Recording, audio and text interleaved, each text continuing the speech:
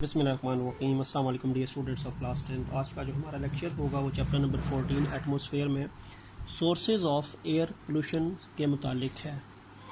तो टॉपिक जो है that is sources of air pollution.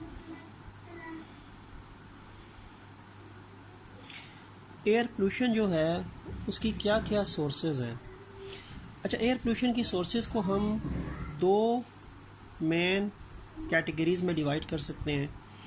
कुछ सोर्सेज जो होती हैं वो कुदरती होती हैं, there are some natural sources of air pollution, और कुछ जो है वो इंसान की एक्टिविटीज़ की वजह से है, इसको हम ह्यूमन एक्टिविटीज़ कहते हैं। There are some sources of air pollution which are because of the human activities. तो याद रखें, एयर पोल्यूशन की दो मेन सोर्सेज हैं। एक कुदरती तौर पे जो नेचुरली जो एयर पोल्यूशन फैलती है, और कुछ इंसान की वजह से, ये आर्टिफिशियल एक्टिविटी यानी आर्टिफिशियल सोर्सेज हम कह सकते हैं, क्योंकि ये मैन मेड सोर्सेज हैं, इंसान की एक्टिविटीज़ की वजह से हैं। अब जहाँ तक ताल्लुक है बेटा नेचुरल सोर्सेज का, तो नेचुरल सोर्सेज में कुदरती तरीके से हवा में आलूदगी कैसे फैलती है। तो कुदरती तरीके से हवा के अंदर जो आलूदगी फैलती है, फ़ज़ाई आलूदगी फैलती है, उसमें फॉरेस्ट फायर्स, अक्सर जंगलात में जो आग लग जाती है, तो वो जो आग लगती है वो बहुत बड़े रकबे पे फैलती है, तो उससे जो धुआं उठता है, वुड जब जलती है उससे राख बनती है, ये सारी की सारी जो हैं ये वो कुदरती सोर्सेज ही हैं। तो फॉरेस्ट फायर कुदरती तौर पे अगर जंगल में आग लगती है, ठीक है, बहुत ज़्यादा अगर खुश्की है एक जगह पे और हीट टेम्परेचर ज़्यादा है, वहाँ पे खुश्क पत्ते पड़े हुए हैं, तो वो खुश्क पत्ते बहुत ज़्यादा हीट एब्जॉर्ब करके उसमें एक स्पार्क जनरेट होता है, वो एक आग पकड़ लेते हैं, और वो आग फिर देखते ही देखते पूरे जंगल में फैल जाती है। तो फॉरेस्ट फायर कुदरती तौर पे जो जंगलात में आग लगती है वो एक मेन वजह है फ़ज़ाई आलूदगी की। इसके अलावा there is also dust storms. ये जो आंधी तूफ़ान आता है और डस्ट पार्टिकल्स हवा में स्प्रेड होते हैं, सस्पेंड होते हैं, और वो जो गंदगी हवा में नज़र आती है जब बहुत तेज़ हवा चलती है, रेत और मिट्टी उड़ा के जाती है, वो डस्ट स्टॉर्म्स कहलाते हैं। तो वो भी तो एयर पोल्यूशन की वजह बनते हैं ना, उससे भी हवा की क्वालिटी जो है वो ख़राब होती है। ठीक हो गया। क्योंकि जो डस्ट स्टॉर्म्स होते हैं, दे रिलीजेस या दे प्रोड्यूसेस या they suspended dust particles in the air. ये डस्ट पार्टिकल्स को हवा में लेके आते हैं, हवा में उड़ाते हैं, तो वो डस्ट स्टॉर्म्स कहलाते हैं। क्योंकि डस्ट वैसे तो ज़मीन के ऊपर पड़ी होती है ना, लेकिन ये हवा उसको उड़ाती है तेज़ प्रेशर की वजह से, तो वो एयर के अंदर सस्पेंड होते हैं, तो वो भी एक एयर पोल्यूशन की वजह है कुदरती। इसके अलावा एक वजह ये है कि ये जो वोल्केनोज़ होते हैं, ये जब इरप्ट होते हैं तो इनके ऊपर से भी धुआं निकल रहा होता है, आतिशफ़िशां के जो पहाड़ होते हैं, ठीक है। तो मैं ये लिख सकता हूँ कि ये जो वोल्केनिक एरप्शन होती है, जब आतिशफ़िशां फटता है, इसके अंदर से भी different type of poisonous gases जो होती हैं, जहरीली गैसेस जो होती हैं, वो हवा के अंदर रिलीज़ होती हैं। Because of the eruption of the volcanoes, different types of poisonous gases are released into the air and it also causes air pollution। ठीक है, और राख भी, ऐश भी साथ इसके रिलीज़ होके एटमॉस्फेयर में आती है। ठीक हो गया। अच्छा, और इसके अलावा अगर नेचुरल सोर्सेज की बात करूं तो इसके अंदर there is also the release of methane by cows and termites.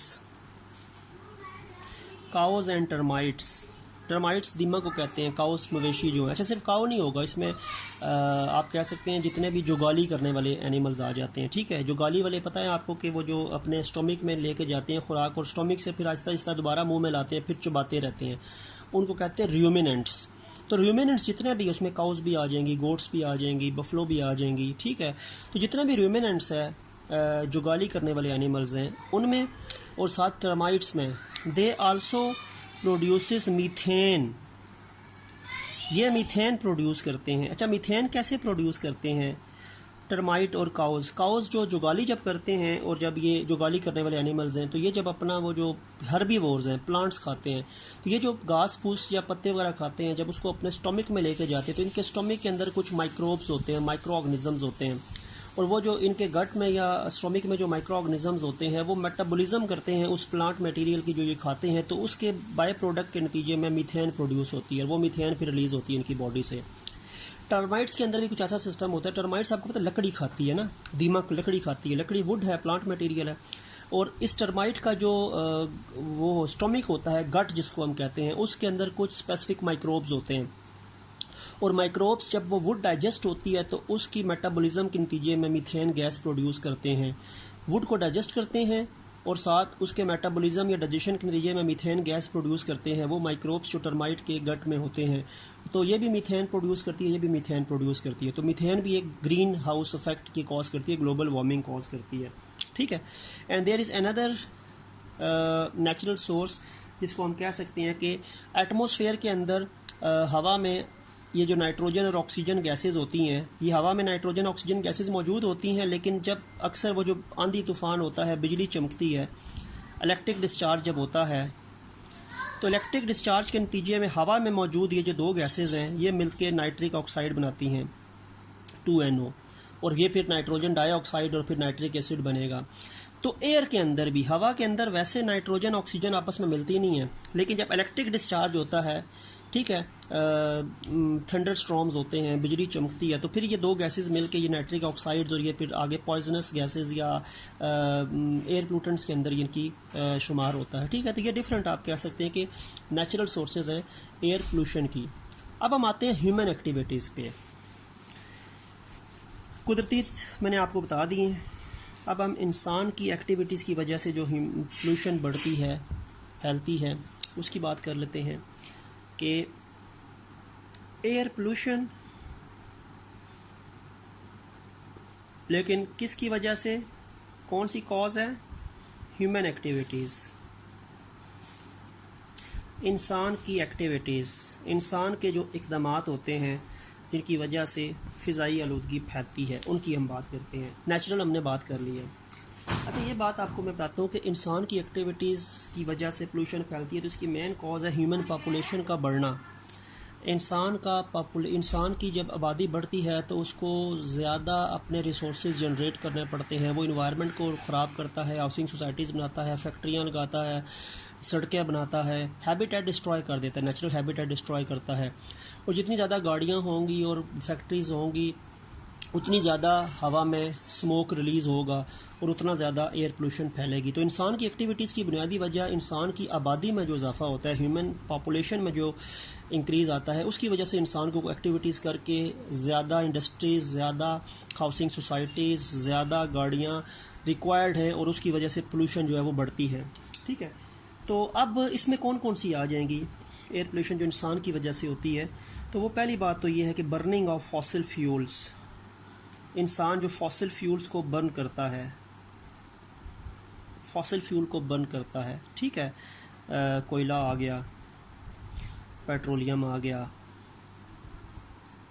और कुदरती गैस आ गई, ये फॉसिल फ्यूल्स हैं। अगर इनको बर्न करता है इंसान अपने हीट प्रोडक्शन के लिए, तो उसके लिए एयर पोल्यूशन, इनके बर्निंग से एयर पोल्यूशन जो है वो फैलती है। क्योंकि फॉसिल फ्यूल जो है ना, ये मैं आपको बता दूँ कि फॉसिल फ्यूल जो हैं ये कार्बन के भी ऑक्साइड्स एटमॉस्फेयर में रिलीज़ करवाते हैं, नाइट्रोजन के ऑक्साइड्स भी एटमॉस्फेयर में रिलीज़ करवाते हैं, सल्फ़र के ऑक्साइड भी एटमॉस्फेयर में रिलीज़ करवाते हैं। यानी इनसे आपको सल्फ़र के ऑक्साइड्स भी बनते हैं, इन्हीं से आपको नाइट्रोजन के ऑक्साइड भी बनते हैं, और कार्बन मोनोऑक्साइड भी बनती है, कार्बन डाइऑक्साइड भी बनती है। तो ये different oxides of carbon, nitrogen and sulphur, they are basically release by the burning of fossil fuels, और ये पोल्यूटेंट्स हैं। CO2 खैर पोल्यूटेंट नहीं है, लेकिन ये ग्लोबल वार्मिंग में अपना रोल प्ले करती है, और ये क्योंकि प्लांट्स इसको एब्जॉर्ब भी करते हैं, लेकिन बाकी ये गैसेस एटमॉस्फेयर में जाके ब्रीदिंग डिफ़िकल्टीज़ और फिर एसिड रेन वगैरह क्रिएट करती है, ठीक हो गया। अच्छा, उसके बाद ये जब, और ये जो फॉसिल फ्यूल इंसान कहाँ कहाँ बर्न करता है, किस किस जगह बर्न होते हैं? अब ये जो फॉसिल फ्यूल्स हैं ना, याद रखें, ये फॉसिल फ्यूल जो हैं इनका तकरीबन half of the air pollution जो फॉसिल फ्यूल से फैलती है, वो ये फॉसिल फ्यूल कहाँ पे बर्न होते हैं? ये जब मोटर व्हीकल्स में बर्न होते हैं, जो गाड़ियाँ वगैरह होती हैं, गाड़ियों में यही पेट्रोलियम होता है ना। गाड़ियों में आपको पता है कि ये जो पेट्रोलियम है इसी में से बनता है पेट्रोल, जिसको गैसोलीन कहते हैं। इसी में से बनता है डीजल, इसी में से बनता है वो जिसको हम कहते हैं हाई ऑक्टेन। इसी पेट्रोलियम का प्रोडक्ट है, इसको फ्रैक्शनल डिस्टिलेशन के नतीजे में ये बनाई जाती हैं चीज़ें, ठीक है। और अगर हम गैस की बात करें तो गैस में वो जो CNG है वो भी तो मोटर व्हीकल्स में यूज़ होती है ना। तो CNG हो गया या बाकी पेट्रोल डीजल हाई ऑक्टेन हो गया, ये मोटर व्हीकल्स में फॉसिल फ्यूल की शक्ल में बर्न होकर ये गैसेस जो है वो डिस्चार्ज करते हैं उनके एग्जॉस्ट का जो सिलेंसर होता है उसमें, सॉरी जो उसमें वही आप कह सकते हैं कि जिसमें से धुआं बाहर आता है, ठीक है, वहाँ से ये चीज़ें उसके अंदर से रिलीज़ होती है, गैसेस जो है वो रिलीज़ होती हैं, ठीक है, जो उसका डिस्चार्ज होता है। उसके बाद बेटा ये है कि ये जो आपके पास और कहाँ से फॉसिल फ्यूल बर्न होता है। फॉसिल फ्यूल बेसिकली बर्न होते हैं थर्मल पावर स्टेशंस में। थर्मल पावर स्टेशंस में पेट्रोलियम भी बर्न होता है, कोल भी बर्न होता है, गैस भी बर्न होती है। तो थर्मल पावर स्टेशन में भी जब ये फॉसिल फ्यूल बर्न होता है तो इसके अंदर से भी डिफरेंट एयर पोल्यूशन जो है वो फैलती है। इलेक्ट्रिकल एनर्जी तो प्रोड्यूस होती ही होती है, लेकिन उसमें से पोल्यूशन जो है वो फैल के एटमॉस्फेयर को ख़राब करती है, डिफरेंट तरह की गैसेज जो है वो प्रोड्यूस होती हैं, ठीक है। तो कार्बन के ऑक्साइड्स भी होते हैं, नाइट्रोजन के भी होते हैं, सल्फ़र के भी होते हैं। तो रिएक्शन मैंने आपको कल भी बताए थे, आज भी आपको थोड़े से बता देता हूँ कि कौन कौन सी डेंजरस गैसेज जो फॉसिल फ्यूल से प्रोड्यूस होती हैं। फॉसिल फ्यूल्स की बात अगर हम करें तो बात याद रखें, फॉसिल फ्यूल के अंदर कार्बन भी होती है, सल्फ़र भी होता है, नाइट्रोजन भी होती है फॉसिल फ्यूल के अंदर। और फॉसिल फ्यूल में जब ये कार्बन वाला हिस्सा बर्न होता है ना, और ऑक्सीजन ख़ास तौर पे बर्निंग में तो ऑक्सीजन इन्वॉल्व होती है, और अगर ऑक्सीजन कम मिकदार में मिलती है, लिमिटेड मिकदार में मिले तो कार्बन मोनोऑक्साइड बनती है। बैलेंस करने के लिए हम ये लगा लेते हैं। सल्फ़र भी प्रोडक्ट है किसका, फॉसिल फ्यूल का। तो इसी तरह अगर सल्फ़र भी बर्न होता है तो सल्फ़र डाइऑक्साइड बनती है, और ये सल्फ़र डाइऑक्साइड फिर आपको पता है कन्वर्ट होती है, सल्फ़र डाइऑक्साइड पहले SO2 बनेगा, फिर ये SO2 ऑक्सीजन से मिलके SO3 बनेगा, यहाँ पे 2 लगाना पड़ेगा, और फिर ये SO3 मिलके वाटर के साथ वो जो वाटर वेपर्स एटमॉस्फेयर में होते हैं वो मिलके H2SO4 बनाता है, सल्फ्यूरिक एसिड, जो एसिड रेन कॉज करता है। नाइट्रोजन का भी ये चक्कर है बेटा, नाइट्रोजन जो है वो भी फॉसिल फ्यूल की बर्निंग में नाइट्रोजन जो है ये N2 की फॉर्म में या उसमें जो भी होती है वो बर्न होती है ऑक्सीजन के साथ, तो नाइट्रिक ऑक्साइड बनता है। फिर नाइट्रिक ऑक्साइड मिलता है ऑक्सीजन के साथ तो नाइट्रोजन डाइऑक्साइड बनता है, और फिर नाइट्रोजन डाइऑक्साइड मज़ीद ऑक्सीजन और वाटर के साथ मिलता है जो एटमॉस्फेयर में होता है तो नाइट्रिक एसिड बनता है। तो ये डिफरेंट हार्मफुल सब्सटेंसेस प्रोड्यूस होते हैं फॉसिल फ्यूल की बर्निंग से, और ये चीज़ें फिर एटमॉस्फेयर में जाके डिफरेंट बीमारियां वगैरह कॉज करती हैं, ठीक हो गया। तो ये तो ह्यूमन एक्टिविटीज़ का बहुत ज़्यादा यूज़ या डिपेंडेंसी होती है फॉसिल फ्यूल पे अपनी एनर्जी रिक्वायरमेंट्स पूरी करने के लिए। इसके अलावा there is also production of a pollutant which is known as chlorofluorocarbons. Chlorofluorocarbons की हमने कल भी बात की थी, CFCs। अब ये क्लोरोफ्लोरोकार्बन्स होते हैं ना, they are basically used as a solvent to clean electrical circuits. Electrical circuits को साफ़ करने के लिए सॉल्वेंट के तौर पे CFC यूज़ होते हैं। CFC are also used as a refrigerants, चीज़ों को ठंडा रखने के लिए जो गैसेस यूज़ होती हैं, किसमें, refrigerants in the freezers, refrigerants in the refrigerator, वो जो फ्रिज जिसको हम कहते हैं, in the air conditioner, in the water dispenser. जितनी भी चीज़ें जिसमें वो कंप्रेसर होता है उसके अंदर ज़ाहिर बात है गैस होती है जो रेफ्रिजरेंट के तौर पे चीज़ों को ठंडा रखती है, वो CFC होते हैं, क्लोरोफ्लोरोकार्बन्स होते हैं। CFC इज़ आल्सो यूज्ड या is present in aerosol cans, ये जो स्प्रे वाले चीज़ें होती हैं, बॉडी स्प्रे हो गया, परफ्यूम हो गया, एयर फ्रेशनर हो गया, इंसेक्ट रिपेलेंट स्प्रे हो गया, इसके अंदर याद रखें as uh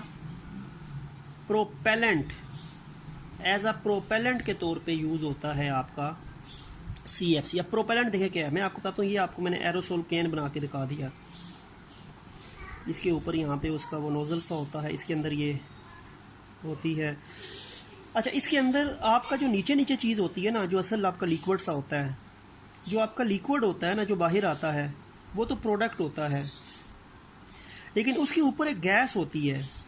there is also a gas. ये जो गैस होती है ये प्रोपेलेंट होती है, इसको प्रोपेलेंट कहते हैं, और नीचे वाला हिस्सा प्रोडक्ट है।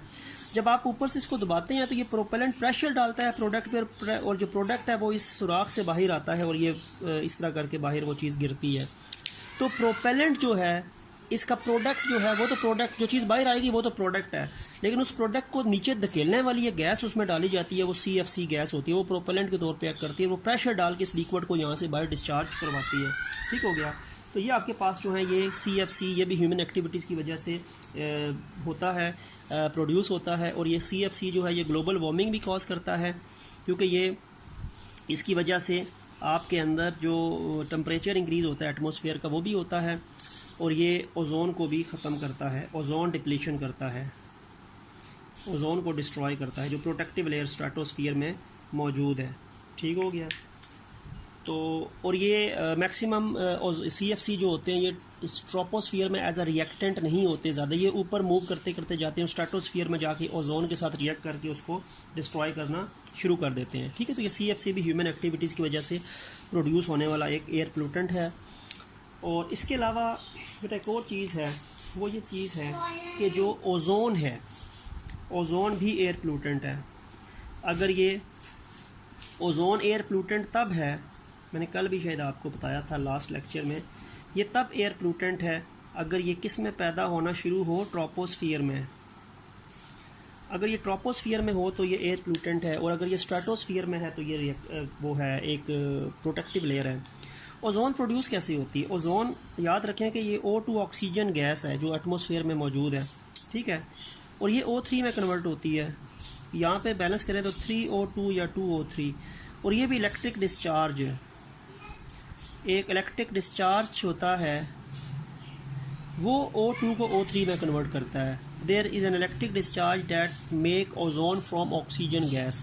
और ये इलेक्ट्रिक डिस्चार्ज जो होता है ये डिफरेंट जो फोटोकॉपियर्स होते हैं, टेलीविजन्स होते हैं, या फिर माइक्रोवेव्स होते हैं, या फिर डिफरेंट इलेक्ट्रिकल इक्विपमेंट्स होते हैं, डिफरेंट इलेक्ट्रिकल इक्विपमेंट्स जो होते हैं वो इलेक्ट्रिकल डिस्चार्जिंग उनमें होती है, तो वो उनके आसपास मौजूद ऑक्सीजन को ओजोन में कन्वर्ट कर रहे होते हैं। ठीक है। तो ऑक्सीजन की ओजोन में कन्वर्जन जो होती है वो डिफरेंट इलेक्ट्रिकल अप्लायंसेस के अंदर मौजूद इलेक्ट्रिकल डिस्चार्ज की वजह से होती है, और वो इलेक्ट्रिकल डिस्चार्ज उसके आसपास ऑक्सीजन के एटम्स को ओजोन में कन्वर्ट करता है। और ओजोन जो है ये आप याद रखें कि ये आइस इरिटेशन कॉज करती है, और ये ब्रीदिंग डिफ़िकल्टीज़ कॉज करती है, और ये एस्थमा वगैरह कॉज करती है। तो ये भी एक एयर पोल्यूटेंट है जो इंसान की एक्टिविटीज़ की वजह से प्रोड्यूस हो रहा है। तो ये ह्यूमन एक्टिविटीज़ की वजह से जो एयर पोल्यूटेंट्स हैं हमने उसकी बात कर ली है। यहाँ पे हमारा ये टॉपिक एंड हो गया। तो नेक्स्ट लेक्चर या नेक्स्ट टॉपिक जो हमारा होगा वो इंशाल्लाह हम पढ़ेंगे ग्लोबल वार्मिंग से मुतालिक। तो तब तक के लिए अल्लाह हाफिज़।